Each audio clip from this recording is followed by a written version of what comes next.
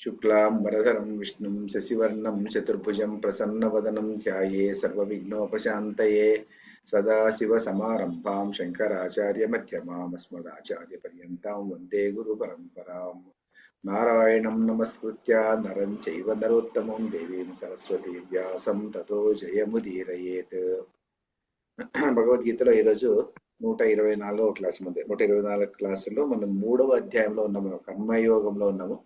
కర్మయోగంలో మనము 14వ శ్లోకం చదవాలి ఈరోజు. అన్నాద్ భవంతి పూత అని చెప్పాలా. ఇది మొదట 2 శ్లోకాలు చదివేసుకునేసి మళ్ళీ వచ్చేద్దాం. దీన్ని నేను ముందు షేర్ చేస్తాను. దీన్ని షేర్ చేసేస్తే అప్పటికి సరిపోతుంది. షేర్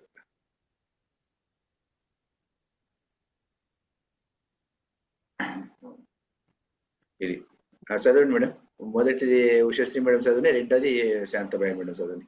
అన్నాద్భవంతి భూతాని అన్నాద్భవంతి భూతాని పర్జన్యాదన్న సంభవః పర్జన్యాదన్న సంభవః యజ్ఞాద్భవతి పర్జన్యః యజ్ఞాద్భవతి పర్జన్యః యజ్ఞః కర్మ సముద్భవః యజ్ఞః కర్మ సముద్భవః. మళ్ళీ మీరు ఇది చదవండి మేడం.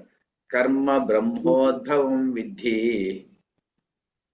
కర్మ బ్రహ్మోద్భవం విద్ధి బ్రహ్మాక్షర సముద్భవం బ్రహ్మాక్షర సముద్భవం తస్మాత్ సర్వగతం బ్రహ్మ తస్మాత్ సర్వగతం బ్రహ్మ నిత్యం యజ్ఞే ప్రతిష్ఠితం. నిత్యం యజ్ఞే ప్రతిష్ఠితం. ఇది మేడం. ఈ 2 శ్లోకాలు ఒకటే శ్లోకమే యాక్చువల్ గా, అందువల్ల రెండింటిని కలిపి చెప్పుకునేది. దీంట్లో ఏమంటే అన్నాద్ భవంతి, ఇది ఏమి నేపథ్యం, దీని బ్యాక్గ్రౌండ్ ఏమిటంటే మనము యజ్ఞాన్ని గురించి చెప్పుకుంటున్నాము. యజ్ఞం అంటే మనం విస్తృతమైనటువంటి అర్థం. యజ్ఞార్థాత్ కర్మణోన్యత్ర లోకోయం కర్మ బంధనః తదర్థం కర్మ కౌంతేయ ముక్త సంగ సమాచార అని ఆ మొదటి శ్లోకం 4 శ్లోకాలు వెనక చెప్పుకున్నాము. తర్వాత సహయజ్ఞ ప్రజా సృష్ట్వా పురోవాచ ప్రజాపతి అని యజ్ఞం కూడా మనిషితో సమేతంగా పుట్టింది అని అక్కడ చెప్పుకున్నాము. చివరికి భావం ఏమిటంటే వ్యష్టి సమిష్టి అన్నటువంటి 2 భావాలు. వ్యష్టి అన్నటువంటి వాడు వ్యక్తి సమిష్టికి సమర్పించుకోవాలి. సమిష్టిలో ఉన్నటువంటి మనము ఎందుకంటే పంచభూతాత్మకమైనటువంటి శరీరము, పంచభూతములన్నీ యజ్ఞం చేసేదాని నుంచి మనం ఇలా ఉన్నాము. కాబట్టి మనం కూడా మన వంతు యజ్ఞాన్ని మనం చేస్తూ ఉండాలి. పంచ ఇవి ఉన్నాయి కదా, పృథ్వీ తేజస్ వాయు ఆకాశం, ఆ సమతౌల్యాన్ని మనం అలాగే పరిరక్షించుకుంటే మనము సుఖంగా ఉంటాము, అవి కూడా సుఖంగా ఉంటాయి. అవి యజ్ఞం చేస్తుంటాయి, మనం కూడా యజ్ఞం చేస్తూ ఉండాలి. యజ్ఞం అంటే నిష్కామ కర్మ అని చెప్పుకోవచ్చు, ఈశ్వరార్పణ బుద్ధి అని చెప్పుకోవచ్చు, లేకుంటే వ్యష్టి సమిష్టికి సమర్పించుకోవడం అని చెప్పుకోవచ్చు, లేకుంటే ఈ ప్రకృతి యొక్క సమతౌల్యాన్ని కాపాడడం అని చెప్పుకోవచ్చు. ఎలా చెప్పినప్పుడు కూడా ఇవన్నిటికీ యజ్ఞం అన్నటువంటిది అర్థం అని మనం ముందు శ్లోకాల్లో చెప్పుకున్నాము. ఇప్పుడు ఆ యజ్ఞము అందువల్ల మనం యజ్ఞం చేయాలి. యజ్ఞం చేయాలి అంటే ఏమి, ఇప్పుడు నిష్కామ కర్మ చేస్తూ ఉండాలి. నిష్కామ కర్మ చేస్తూ వ్యక్తి అన్నటువంటి వాడు సమిష్టి కోసము కృషి చేస్తూ ఉండాలి. మరి ఇతరులు చేస్తున్నారా లేదా అని చూడకుండా తన వంతు కార్యక్రమం, తనకి ఏదైతే సమాజం ఇచ్చింటుందో ఆ కర్మను అతను చేస్తూ ఉండాలి అన్నటువంటి భావనతో మనం చెప్పుకున్నాము. ఇప్పుడు అంతేకాకుండా ఇంకా దీనివల్ల కూడా మనము యజ్ఞం చేయాలి అని చెప్పేసేటువంటి ఉద్దేశంతో ఈ శ్లోకాన్ని ఇక్కడ వచ్చింది. ఆ ఒక్క ఉద్దేశమే కాదు, యజ్ఞం చేయడానికి కారణము ఇంకా ఈ కారణం వల్ల కూడా యజ్ఞం చేయాలి. ఎందుకంటే మనం ఉన్నాము అంటే ఆ ఉండడానికి కారణం కూడాను ఆ యజ్ఞం వల్లనే జరుగుతుంది. ఎలా అంటే చెప్పుకుంటూ వస్తాడు. అన్నాద్ భవంతి భూతాని. అన్నాత్ అంటే అన్నము నుంచి, భవంతి భూతాని. భూతాని అంటే ప్రాణులు. ఈ ప్రాణులు మనమందరం అనుకోండి, మనమందరం అన్నము నుంచి పుడుతున్నాము. అన్నము నుంచి పుడుతున్నామంటే ఎలా అంటే శంకరాచార్య భాష్యంలో క్లియర్ గా రాస్తారు. ఎప్పుడు చెప్పుకుందాము, బ్రాడ్ గా చెప్పుకుందాము. అన్నాద్ భవంతి భూతాని. మరి అన్నం ఎక్కడి నుంచి, అది ఈ అన్నాద్ భవంతి భూతాని, ఈ అన్నం ఎక్కడి నుంచి వచ్చింది? పర్జన్యాత్ అన్న సంభవ. పర్జన్యాత్, పర్జన్యము అంటే సాధారణంగా పర్జన్యం అంటే మేఘము అని అర్థము. కానీ ఇక్కడ మేఘము అంటే వర్షము అర్థంలో వాడుకుంటున్నారు. మేఘం నుంచి మరి అన్నం పుట్టింది అని చెప్పుకోవడానికి లేదు కదా, అందువల్ల పర్జన్యాద్ అన్న సంభవ అంట. పర్జన్యముడు అంటే మేఘుడు, కానీ మేఘము అని చెప్పుకోకుండా మేఘముకు పర్యాయపదంగా వర్షము అని చెప్పుకునేసి వర్షము నుంచి అన్నము ఉన్నటువంటిది పుడుతున్నది. వర్షం నుంచి అన్నం ఎలా పుడుతున్నది అంటే వర్షం పడినందువల్ల ఔషధులు పుడుతున్నాయి. ఔషధులు ఉంటే చెట్టు చేమలు అన్ని పుడుతున్నాయి. చెట్టు చేమలు తర్వాత వాటిని తిన్నందువల్ల శాకాహారం నుంచి మనుషులు పుడుతున్నారు. మనుషులు పుట్టిన తర్వాత మాంసాహారులు ఉన్నప్పటికీ కూడాను ఆ మాంసాహారులు కూడా ఇంకొక మాంసం తింటారంటే అది ఆ మాంసం తినబడేటువంటి జంతువు కూడా శాకాహారం తినటువంటిదే కదా. సింహము ఒక జింకని తింటుంది అంటే ఆ జింక శాకాహారి, అది ఆకులము తినది ఉంటే దాన్ని ఇది తింటుంది. చివరికి అన్నం ఉన్నటువంటి దాని నుంచి అక్కడికి కూడా వెళ్తుంది. సో పర్జన్యాదన్న సంభవ, పర్జన్యం నుంచి అన్నం అన్నటువంటిది పుడుతుంది. ఈ పర్జన్యం ఎక్కడి నుంచి పుడుతుంది? యజ్ఞాత్ భవతి పర్జన్య, యజ్ఞము నుంచి మేఘము పుడుతుంది, లేకుంటే వర్షం వస్తుంది.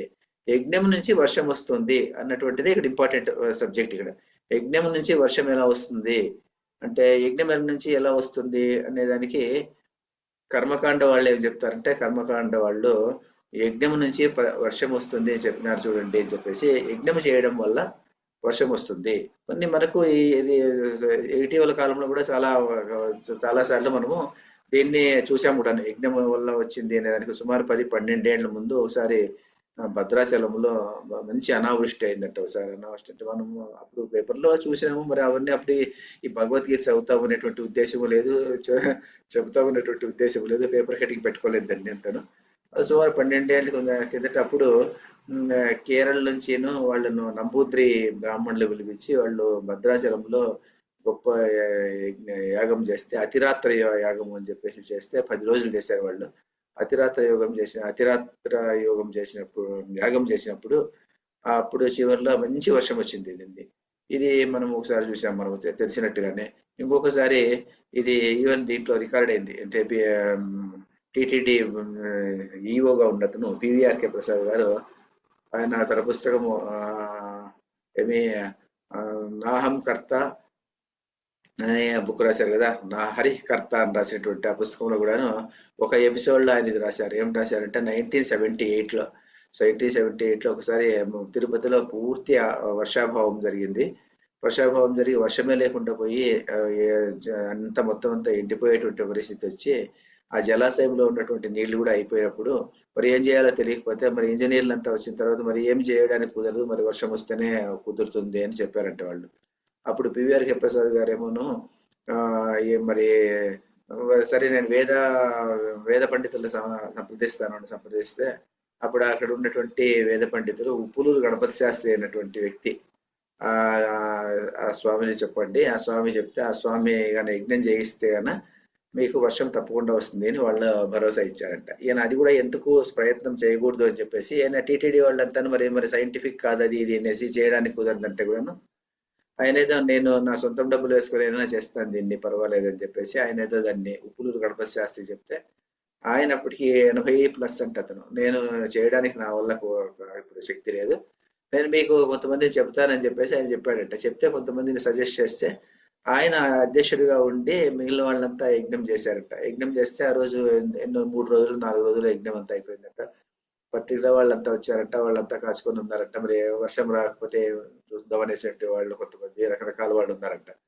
3వ దినం అయిపోయిందంట, మరి బాగా ఎండ తీవ్రంగా ఎండ ఉందంట, కానీ వర్షం రాకుండా ఉందంట సాయంత్రం అయినప్పుడు కూడా. వీళ్ళు యజ్ఞం అంతా ముగించుకొని వచ్చిన తర్వాత మరి అప్పటికే పత్రికా వాళ్ళంతా అంటున్నారంట, మరి యజ్ఞం చేసేసారు, మరి వర్షం రాలేదు, మంత్రాలు చింతకాయలు రాలుతాయి అది ఇది అనుకుంటున్నారంట. మరి ఏం చేసేది అనుకుంటున్నారంట. అందరూ సాయంత్రం అయిపోయిందంట, చీకటి పడి అంతా పడుకునేసారంట. మరి రాత్రికి ఎక్కడి నుంచి మేఘాలు వచ్చినాయో వచ్చేసేసి మొత్తం వర్షం విపరీతంగా కొట్టిపారేసేసేసి ఆ జలాశయం పూర్తిగా నిండిపోయేసి తిరుపతి అంతా బాగా తడిసిపోయిందంట. అప్పుడు ఆయన మరి రాత్రి 1 గంటప్పుడు ఇంజనీర్లు ఫోన్ చేసి అని చెప్తున్నారంట జలాశయం నిండిపోయింది అని చెప్పేసి. ఆయన అప్పుడు దేవుడిని ప్రార్థించినాను అని చెప్పేసి ఆయన అందరూ రాస్తాడు.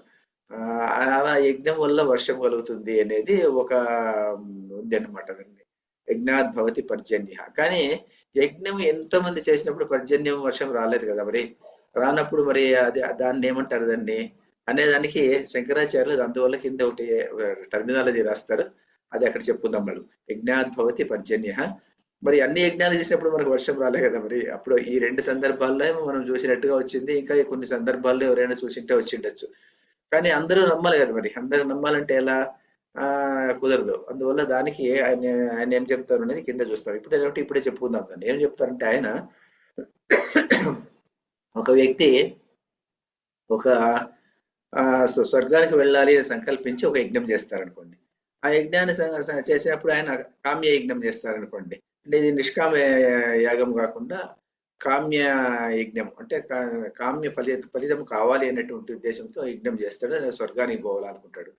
ఆయన సాధారణంగా ఎప్పుడు చేస్తారంటే యజ్ఞాలు ఎప్పుడు చేస్తారంటే జాతపుత్ర కృష్ణకేశ యజేత అంటారు.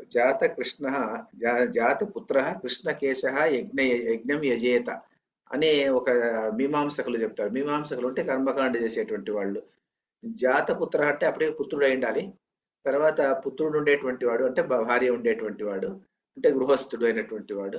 కృష్ణకేశ అంటే వెంట్రుకలు ఇంకా నల్లగా ఉండేటువంటి వాడు, అంటే అంత చిన్న వయసులో ఉన్నటువంటి వాడు, అంటే పూర్తి తెల్లబడిపోయి ముసలైన తర్వాత యజ్ఞం చేసేదానికన్నా కూడా చిన్నప్పటి నుంచి యజ్ఞం ఉన్నటువంటి చేయాలనేటువంటి ఉద్దేశం అక్కడ. జాతపుత్ర కృష్ణకేశ యజేత, అలాంటి వాడు మాత్రం యాగం చేస్తాడు అని చెప్పేసి వాడు యాగం చేసిన తర్వాత పుణ్యం వాడికి వచ్చింది. పుణ్యము అన్నటువంటిది రాగానే మరి స్వర్గలోకానికి నీకు అర్హత వచ్చింది, వచ్చేసేయంటే వీడు వెళ్తాడా? వీడు వెళ్ళాడు ఇప్పుడే. ఎందుకంటే వీడికి ఆయుష్ ఇంకా ఉంది, ఇంకాను తర్వాత వీడికి ఇంకా ఎన్నో చేయాలని ఉంది, భూలోకంలో ఇంకా ఏమేమో సాధించాలని ఉంది, పుత్రుడికి అయితే మంచి చదువు చెప్పించాలని ఉంది, పుత్రుడు పెళ్లి చేయాలని ఏదో కోరికలన్నీ ఉన్నాయి, నేను ఇప్పుడే రానంటాడు ఇతను. మరి అప్పుడు ఆ పుణ్యం ఏమైపోతుంది? అక్కడికి పుణ్యం పోయి ఎక్కడికి పోవాలి పుణ్యం? మరి ఆ పుణ్యం అనేది శంకరాచార్యులు ఏమంటారంటే ఈ పుణ్యం ఉన్నటువంటిది వెంటనే సిద్ధించదు, అది ఒక సంస్కారాన్ని సృష్టిస్తుంది. ఒక సంస్కారాన్ని సృష్టించి ఆ యజ్ఞం చేసేటువంటి యజ్ఞము ఒక సంస్కారాన్ని సృష్టించి వదిలేస్తుంది. ఆ సంస్కారాన్ని ఏమంటాడు అంటే ఆయన ఒక పేరు పెట్టాడు, దానికి అపూర్వము అని పేరు పెట్టాడు. అపూర్వం అంటే మేము ముందు లేదు, పూర్వం అది లేదు, అంటే యజ్ఞం చేసేదానికి ముందు ఆ సంస్కారం లేదు. యజ్ఞం అయిన తర్వాత ఇతనికి అది సిద్ధించేది ఎక్కడుంది? మరి ఎక్కడుంది అంటే it is like a deposit, ఒక తట్టు డిపాజిట్ మాదిరిగా ఉంటుంది, అది అపూర్వము అంటాడు శంకరాచార్యులు. ఈ అపూర్వం ఉన్నటువంటిది అలాగే ఉంటుంది. అపూర్వం అక్కడ ఉన్నటువంటి అపూర్వం ఏమవుతుంది? ఇతని పుణ్యం యొక్క ఫలితము అక్కడ ఉంది. అలాగే ఇతను ఏదైనా పాపం చేస్తాడు, ఈ పాపం వల్ల కలిగినటువంటి ఆ పాప ఫలము ఉన్నటువంటిది అపూర్వ రూపంలో పక్క ఉంటుంది. ఈ పుణ్యము పాపము రెండు అపూర్వ రూపంలో అక్కడ వైపు ఉంటాయి. అవి ఇతని వెంటనే ఉంటాయి. ఇతను మరణానంతరం చనిపోయిన తర్వాత ఈ పుణ్యపాపముల సమాహారము ఏమైపోతుంది? పుణ్యపాపముల సమాహారములతో ఇది ఏమైపోతుందంటే ఈ అపూర్వము ఉన్నటువంటిది ఈ ఆదిత్యుని వైపు వెళ్ళిపోతుంది. ఆదిత్యుని వైపు వెళ్ళిపోయినప్పుడు ఆదిత్యుడు అంటే సూర్యమండలం వైపు వెళ్ళిపోతుంది. సూర్యమండలం వైపు వెళ్ళిపోయినప్పుడు ఇది కూడా ఆయన వేదాలనే కోట్ చేస్తాడు. ఆయన సూర్యమండలం వైపు స్మృతి శాస్త్రాలు కూడా ఆయన ఉటంకిస్తాడు దీంట్లో. అది కూడా చెప్దాం, మనం కింద చెప్పుకుందాము. అలాంటిది వెళ్ళిపోయినప్పుడు అదేమైపోతుంది అంటే సూర్యమండలానికి వెళ్ళినటువంటిది మేఘంలోకి తయారైపోయేసి ఆ మేఘం నుంచి ఏమైపోతుంది? మళ్ళీ ఇతను పుట్టాలి కదా. ఇతను ఆ పుణ్యఫలం వల్ల ఒక రకమైనటువంటి శరీరం స్వర్గాన్ని అనుభవించడానికి వెళ్ళిపోతుంది, లేకపోతే నరకాన్ని అనుభవించడానికి వెళ్ళిపోతుంది. కానీ మళ్ళీ పుట్టుక ఉంటుంది కదా, ఇంకో శరీరం, సూక్ష్మ శరీరంలో ఏదో రకరకాల భాగాలు చెప్తారు, పురుగులు ఒక రకంగా చెప్తారు. మళ్ళీ ఆయన పుట్టినప్పుడు ఆయన ఎలా పుడతాడు? ఆయన మళ్ళీ పుట్టడం అంటే ఆ పుణ్యపాపాలు ఉన్నటువంటిది ఆ మేఘంలోకి వెళ్ళిపోయేసి ఆ మేఘ రూపంలో, ఆ వర్షం రూపంలో మళ్ళీ భూమి మీద పడి ఆ భూమి నుంచి అది అన్నం తయారైనప్పుడు ఆ అన్నాన్ని తండ్రి తల్లి తిన్నప్పుడు ఆ రేతస్సు తర్వాత ఈ శోణితము తర్వాత ఈ రెండు కలిసినప్పుడు అందు నుంచి ఇతను పుట్టి ఆ పుణ్యపాపాల యొక్క ఫలాన్ని ఇక్కడ అతను అనుభవిస్తాడు అని చెప్పేసి మన సిద్ధాంతమై అలా చెప్పుకుంటూ వస్తారు. లేకుంటే ఇతను పుట్టాడు అంటే ఎలా పుట్టాడు? పుట్టినప్పుడు మరి ఎక్కడి నుంచి తీసుకొస్తాడు ఆ పుణ్యము కానీ పాపము కానీ?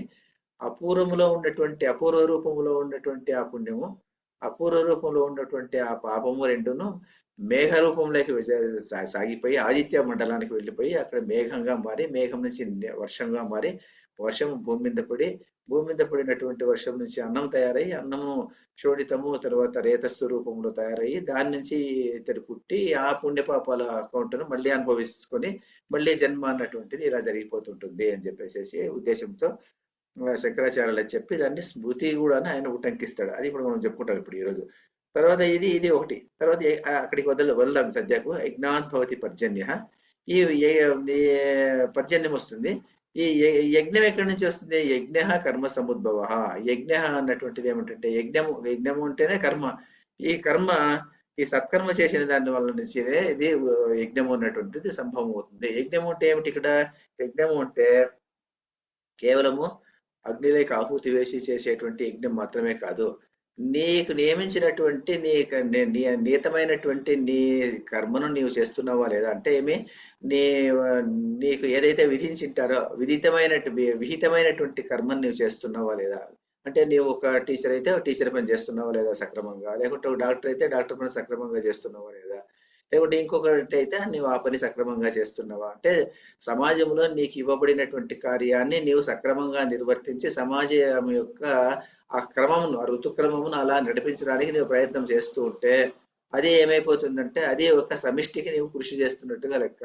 ఆ సమిష్టి కోసం నీవు సమిష్టిలో తిరిగేటువంటి చక్రానికి నీవు సహాయం చేసి నీవు నీ వంతు కార్యక్రమాన్ని నీవు చేస్తుంటే మిగిలినంతా జరిగిపోతుంటుంది.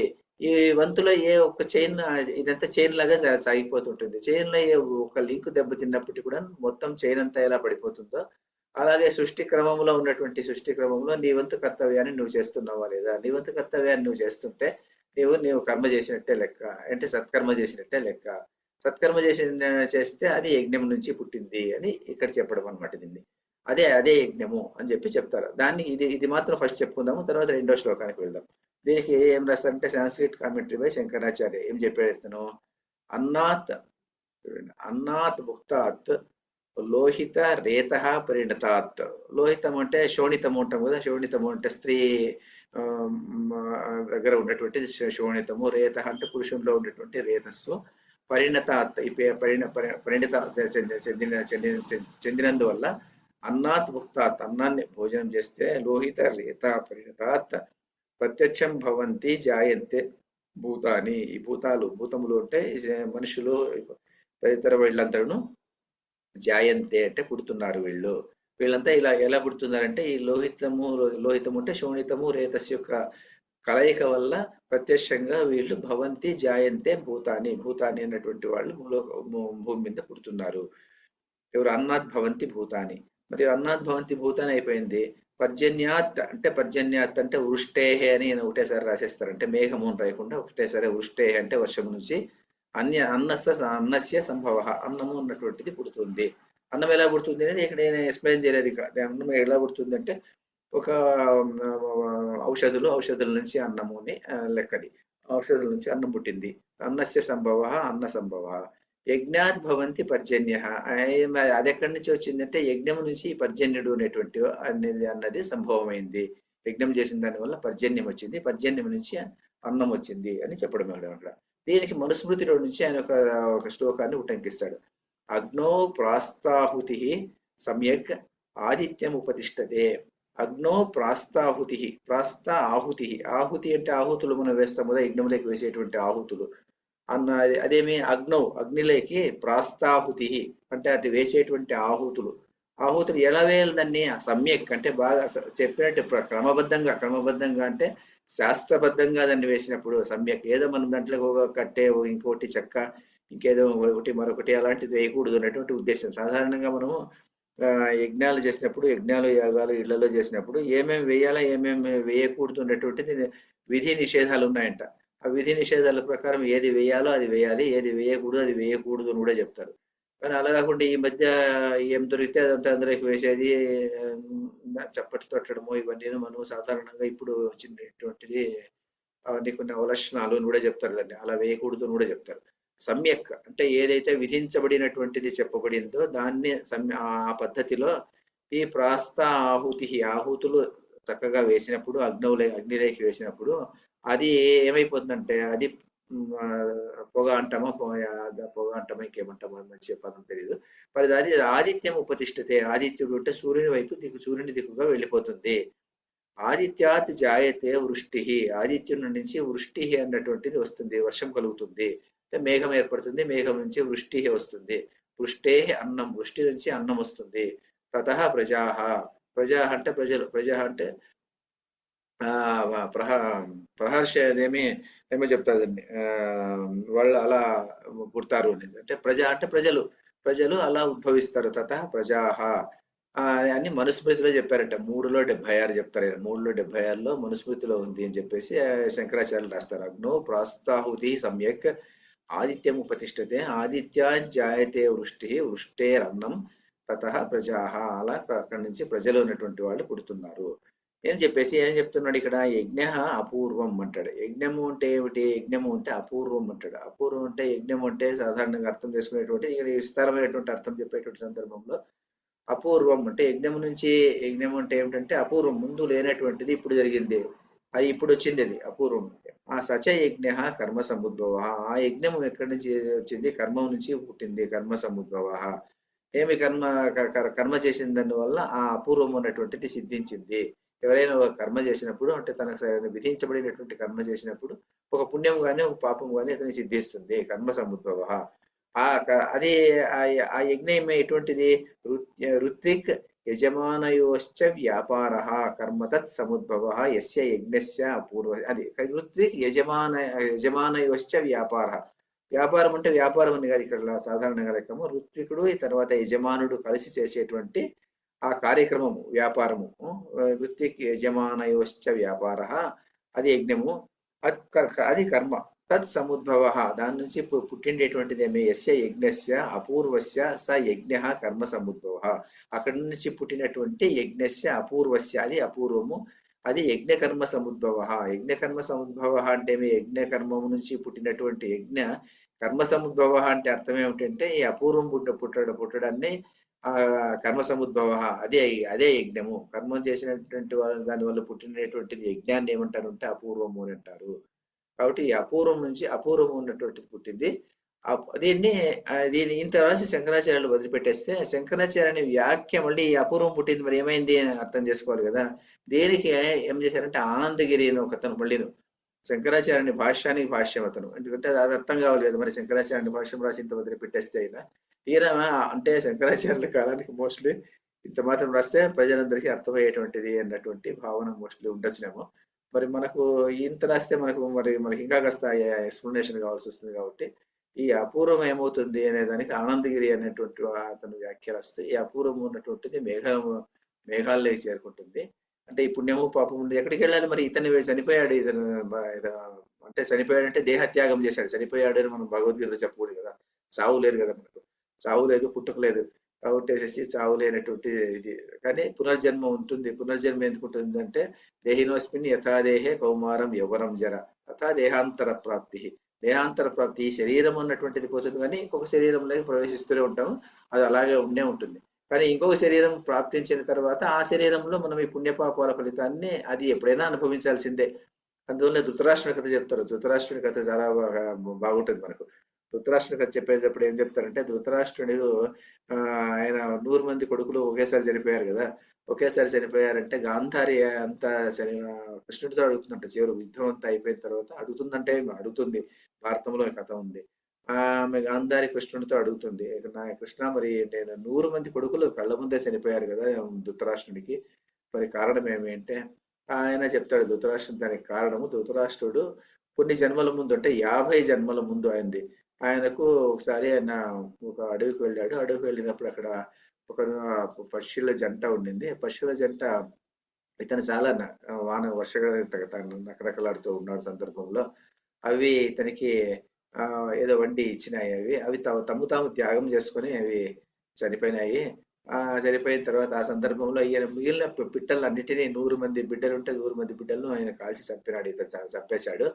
ఆ ఫలితాన్ని ఇప్పుడు అతను అనుభవించాల్సి వస్తుంది. 100 మంది పుత్రులను ఒకసారిగా ఆయన చంపేప్పుడు తిన్నాడు కాబట్టి ఆ ఫలితం ఇప్పుడు అనుభవించాల్సి వచ్చింది అని అంటే గాంధారి అడుగుతుంది, మరి 150 జన్మల వరకు ఎందుకు వచ్చింది? మరి అప్పుడే ముందే ఎప్పుడైనా అనుభవించేసేయండి కదా అతను, దాన్ని ఎందుకు అనుభవం ముందే అయిపోవచ్చేయండి కదా, మరి ఈ జన్మలో ఎందుకు వచ్చింది అంటే ముందు ఈ 50 జన్మల్లోనే అతను 100 మంది పుత్రులు లేకుండా పోయారు, తక్కువ మందే ఉన్నారు.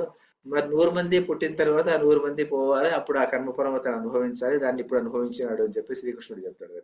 అంటే కర్మఫలం ఉన్నటువంటిది ఎలా వేటాడుతుంది అనేటువంటి విషయము అలా ఉంటుందంట. అదే సుఖము కానీ దుఃఖం కానీ అనుభవించాల్సిందే మనం కామ్యకర్మతో చేసినప్పుడు. మరి అలా కాకుండా నిష్కామ కర్మతో మనం చేస్తాం అనుకోండి, దాని నుంచి ఏమీ తొందర లేదు. నిష్కామ కర్మతో చేసినప్పుడు ఈశ్వరార్పణ బుద్ధి, అది నాకు సంబంధం లేదు అని చేసేసినామంటే దానివల్ల వచ్చేటువంటి పుణ్యము నాకు అక్కర్లేదు, పాపము అక్కర్లేదు. అప్పుడు అతను ఏమైపోతుందంటే చిత్తశుద్ధికి తోడ్పడి చిత్తశుద్ధి నుంచి అతనికి మోక్ష ప్రాప్తి కలిగేదానికి అవకాశం కలుగుతుంది అని చెప్పేసి, అందువల్ల మనము చేసేటువంటి కర్మను ఫలాపేక్ష లేకుండా, ఏమీ ఎక్స్పెక్టేషన్ లేకుండా, ఏమీ కోరిక లేకుండా మనం చేసుకుంటూ వెళ్ళిపోవాలి. అలా చేసినప్పుడు అది అలాంటి యజ్ఞం చేసినప్పుడు మాత్రమే ఈ ఈ చక్రం అంతాను మనం పరిభ్రమించేదానికి అవకాశంగా ఉంటుంది. లేనప్పుడు అది పుణ్యపాపాలు అలా అగ్నో ప్రాస్తాహుతి సమ్యక్ ఆదిత్యం ఉపతిష్టతే, అక్కడి నుంచి ఆదిత్యం నుంచి వృష్టి వచ్చి, వృష్టి నుంచి అన్నం వచ్చి, అక్కడి నుంచి ప్రజలు వచ్చి, అక్కడి నుంచి మళ్ళీ మనం జన్మ అనుభవిస్తూ ఉంటాము అని చెప్పేసి ఇక్కడ అపూర్వస్య యజ్ఞ కర్మ సముద్భవ. మరి తత్ చ ఏవం, మరి అలాంటి సందర్భంలో ఏవం విధం కర్మ, అలాంటి విధంలో అలాంటి సందర్భంలో ఈ కర్మ కుతో జాత, ఎక్కడి నుంచి పుట్టింది అంటే ఇత్యాహ, ఇలా చెప్పబడింది. మరి కర్మ ఎక్కడి నుంచి పుట్టింది? యజ్ఞమేమో కర్మను చేసిన దాని వల్ల నుంచి పుట్టింది. మరి కర్మ ఎక్కడి నుంచి పుట్టింది అంటే, యజ్ఞము అనేటువంటి కర్మ ఎక్కడి నుంచి పుట్టింది అంటే రెండవ శ్లోకానికి వెళ్ళిపోతాడు. ఇక్కడ రెండవ శ్లోకం అనుకేసి కర్మ బ్రహ్మోద్భవం విద్ది, కర్మ అన్నటువంటిది బ్రహ్మ నుంచి పుట్టింది అంటే, బ్రహ్మ అంటే ఇక్కడ ఏమిటంటే అర్థం, ఇక్కడ యజ్ఞ రూపమైనటువంటి సత్కర్మ, బ్రహ్మోద్భవం అంటే బ్రహ్మ అంటే వేదము అని కూడా ఒక అర్థము, వేదము నుంచి పుట్టినది. మరి వేదముని ఎందుకు అర్థం చేసుకోవాలి అంటే వీళ్ళు ఏం చెప్తారంటే, ఒక్కొక్క పదానికి 2-3 అర్థాలు ఉంటుంది, సందర్భాన్ని బట్టి మీరు అర్థం చేసుకోండి అని. అందువల్ల దీన్ని సాధారణంగా ఇప్పుడు దీనికి ఆనందగిరి ఏం రాస్తారంటే సైంధవమానయ అంటాడు. సైంధవమానయ అంటే సైంధవం తీసుకురా అని చెప్పేసి భోజనం చేసేటువంటి సందర్భంలో సైంధవమానయ అంటే ఏమర్థము? ఉప్పుడు తీసుకురా అని అర్థము. కానీ అప్పుడు సైంధవం ఉంటే గుర్రము అని కూడా ఒక అర్థం అంట. అప్పుడు గుర్రం తీసుకురా అని వీడు చెప్పడు కదా, అందువల్ల సైంధవమానయ అంటే అప్పుడు ఉప్పు మాత్రమే తీసుకురావాలా. ఇక్కడ కర్మ బ్రహ్మోద్భవ విద్య అని చెప్పినప్పుడు ఆ కర్మ బ్రహ్మ నుంచి పుట్టింది అంటే, బ్రహ్మ నుంచి పుట్టింది బ్రహ్మ అంటే ఇక్కడ వేదం నుంచి పుట్టింది అని అర్థం చేసుకోవాలి. అంటే ఈ సందర్భాన్ని బట్టి అలా అర్థం చేసుకోండి అని చెప్తారు. కర్మ బ్రహ్మోద్భవంది, కారణం అంటే యజ్ఞరూపమైనటువంటి సత్కర్మ బ్రహ్మోద్భవం అంటే బ్రహ్మ నుంచి పుట్టినది అంటే వేదం నుంచి పుట్టినది అని అర్థం చేసుకోవాలి. ఇక్కడ బ్రహ్మ అంటే బ్రహ్మ కాదు, వేదం నుంచి పుట్టినది. ఆ బ్రహ్మ ఎక్కడి నుంచి పుట్టాడు? ఆ బ్రహ్మ, ఆ వేదం ఎక్కడి నుంచి పుట్టింది అంటే అక్షర సముద్భవం. అక్షరం అంటే ఏమిటి? మనం అక్షర పరబ్రహ్మయోగం చెప్పుకున్నప్పుడు ఈ అక్షరాన్ని గురించి బాగా విస్తారంగా ఉంది అర్థం అక్కడ. ఇక్కడ అదంతా చెప్పుకుంటూ పోయేది. అక్షరం అంటే క్షరము అంటే నాశనం అయిపోయేటువంటిది. క్షరం అంటే ఈ రోజు పుట్టిండేది రేపు వెళ్ళిపోయేది, రేపు ఉంటుంది సెన్స్ ఏ రోజు ఎప్పుడైనా వెళ్ళిపోయేటువంటిది. అక్షరం అంటే నాశరహితమైనటువంటిది అక్షరం. ఆ నాశరహితమైనటువంటి అక్షరం ఏమి? నిత్యశుద్ధ చైతన్య స్వరూపము. ఆ చైతన్య స్వరూపమే పరమాత్మ. పరమాత్మ అని మనం ఒక వ్యక్తిగా మనం అనుకున్నా అనుకోవచ్చు, లేకుంటే ఈ సర్వశక్తి. మనం యజ్ఞము చెప్పేటువంటి సందర్భంలో మనం ఎలక్ట్రిసిటీ ఎగ్జాంపుల్ చెప్పుకున్నామే, అన్ని పదార్థాల్లోనూ ఉండేటువంటి చైతన్య స్వరూపము. ఆ చైతన్య స్వరూపం నుంచి పుట్టినటువంటిది ఇది అక్షర సముద్భవం. అంటే నాశము కానివాని భగవంతుడి నుండి పుట్టినది అని అర్థం చేసుకోవచ్చు. నాశము కానటువంటి ఆ సర్వశక్తి అంటే సృష్టికి ముందు ఉంది, సృష్టి అయిన తర్వాత కూడా ఉంది, ఆ శక్తి నుంచి పుట్టినటువంటిది అని అర్థం చేసుకోవచ్చు. అలా చేసుకుంటే అక్కడి నుంచి పుట్టినటువంటిది ఏది? ఈ వేదము. వేదం అంటే ఏమి? వేదం పుట్టింది. ఆ వేదం ఎక్కడి నుంచి పుట్టిందంటే అది ఇంకా ముందు శంకరాచార్యులు రాస్తారు, పురుషుని యొక్క నిశ్వాస ఉచ్ఛ్వాస నిశ్వాసములు అలా సాగిపోతుంటుందో అలాగా ఆయన ఉచ్ఛ్వాస నిశ్వాసాల నుంచే ఈ వేదం పుట్టింది అని. అంటే ఆయన అంటే ఒక ఋగ్వేదం వచ్చింది, మళ్ళీ ఉచ్ఛ్వాసం నుంచి ఒక వేదం, నిశ్వాసం నుంచి ఒక వేదం, అలాగా అర్థం చేసుకోకూడదు. అంత సులభంగా ఆయన ఎలా అయితే ఉచ్ఛ్వాస నిశ్వాసాలు ఎంత మనకు తెలియకుండా వెళ్ళిపోతుంటుందో అలాగే పరమాత్మ స్వరూపం నుంచి, ఆ చైతన్య స్వరూపం నుంచి ఈ వేద జ్ఞానము ఉన్నటువంటిది అలా బహిర్గతమైంది.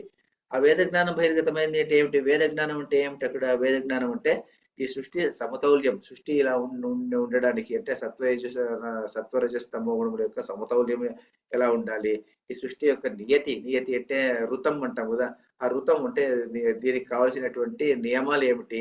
ఋతము సత్యం రెండు మనం సాధారణంగా చెప్తుంటాం, ఋతం వదిష్యామి సత్యం వదిష్యామి అంటే అది కొద్దిగా భేదం ఏమిటంటే ఋతం అంటే నియతి అంటాము. నియతి అంటే సృష్టి ఉండడానికి కావలసినటువంటి రూల్స్ అండ్ రెగ్యులేషన్స్. ఇప్పుడు భూమి ఆకర్షణ శక్తి అది నియతి. తర్వాత అలాంటిదే ప్రకృతి సమతౌల్యం అది నియతి, దాన్ని వ్యతిరేకంగా చేయకూడదు. దాన్ని అనుష్ఠించడాన్ని సత్యం అంటామంట. ఆ ఋతమును అనుష్ఠించడాన్ని సత్యం అంటాము. కానీ ఋతము సత్యం అన్నటువంటి రెండింటిని మనము అభేదంగా మాట్లాడుకుంటూ ఉంటాం. సాధారణంగా రెండు ఒకటే అని మాట్లాడుకుంటాం. ఋతం అన్నా ఒకటే, సత్యం అన్నా ఒకటే అనుకుంటుంటాము.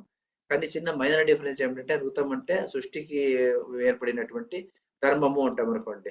ఈ ధర్మము అన్నటువంటిది ఈ జగత్తునంతా కాపాడుతుంది. అంటే అది మనకి ఎక్కడ కనబడదు కానీ కూడా మనకు మనసులో మనం ఏదైనా తప్పు చేసినప్పుడు అయ్యో ధర్మం లేకుండా పోయింది అనుకుంటాము, లేకుంటే ఏదైనా మంచి చేసినప్పుడు ఈ ధర్మ రూపంలో మనం వెళ్తున్నాం అనుకుంటుంటాము. అది అఫ్కోర్స్ ధర్మాన్ని పాలించేటువంటి వాళ్ళకే ఇవన్నీ అప్లై అవుతున్నాయి అనుకుంటే అది వేరే విషయం. అయినప్పటికీ కూడాను ఒకప్పుడు ఇలాంటి మనసులోనన్నా చర్చ చేసుకునేటువంటి వాళ్ళు, నేను తప్పు చేస్తున్నానా ఒప్పు చేస్తున్నానా అనేటువంటిది ఆ నియతిని ఋతం అంటాము. ఇక్కడ ఏమైపోయిందంటే తస్మాత్ ఇది ఇప్పుడు కర్మ బ్రహ్మోద్భవం ఇది.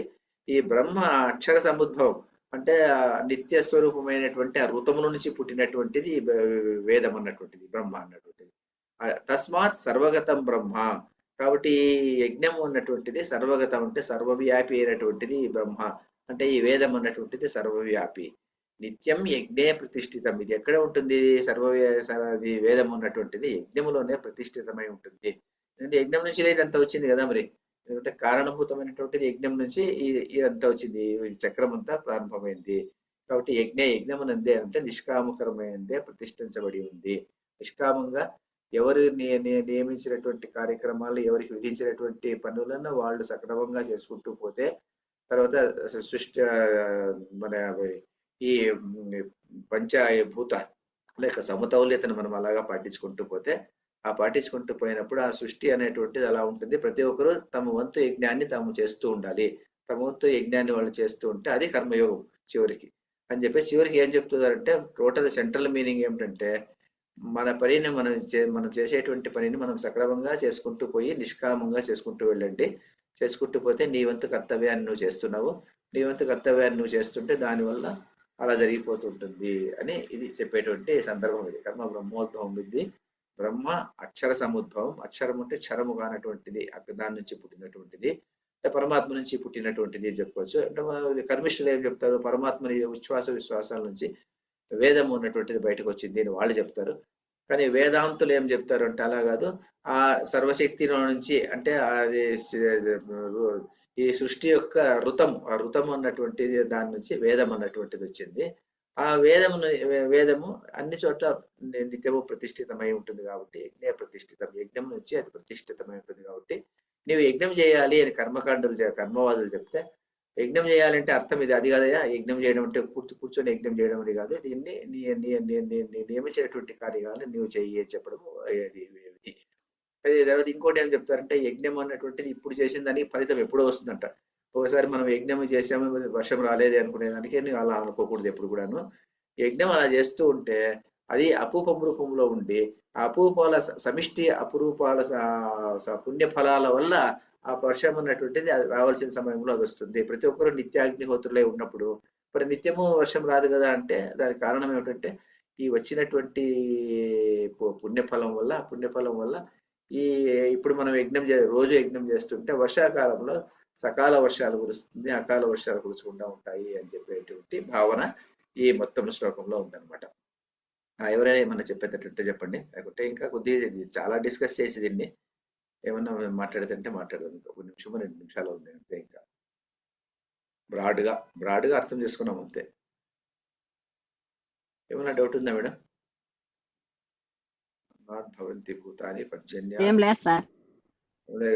ఉంది, బాగా దండిగా ఉంది మేడం. ఇంకా చెప్పడానికి 2-3 రోజులు చెప్పుకునేది ఇది బ్రాడ్గా. ఎందుకంటే దీన్ని మళ్ళీ చెప్తాం మనం. అక్షర బ్రహ్మ యుగంలో మళ్ళీ వస్తుంది. అందువల్ల అప్పుడు మర్చిపోయిందని మళ్ళీ గుర్తు చేసుకుంటాం మళ్ళీ అప్పుడు.